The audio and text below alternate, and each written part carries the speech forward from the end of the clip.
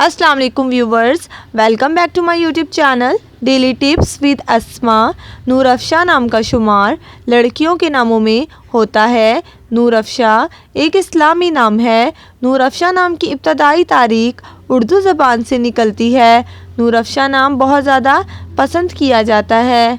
नूरअफ़शा नाम की लड़कियों के लिए खुशकिस्मत नंबर 7 माना जाता है। नूरअफ़शा नाम की लड़कियों में ज़्यादातर लड़कियां खुशकिस्मत पाई जाती हैं। नूरअफ़शा नाम की लड़कियां अपने माँ बाप की फरमाबरदारी करती हैं और अपने अच्छे इखलाक से दूसरे लोगों का दिल जीत लेती हैं। नूरअफ़शा नाम का शुमार इंटरनेट पर सर्च होने वाले नामों में से होता है। नूरअफ़शा नाम की लड़कियों के लिए खुशकिस्मत दिनों में इतवार और मंगल का दिन शामिल है। नूरअफ़शा नाम का मतलब है रोशनी और चमक। खुशकिस्मत धातों में हिंसों के हिसाब से तांबा शामिल है। नूरअफ़शा नाम के अफराद के लिए मुआफ़िक रंगों में सुर्ख, जंगनुमा और हल्का सब्ज़ रंग शामिल है।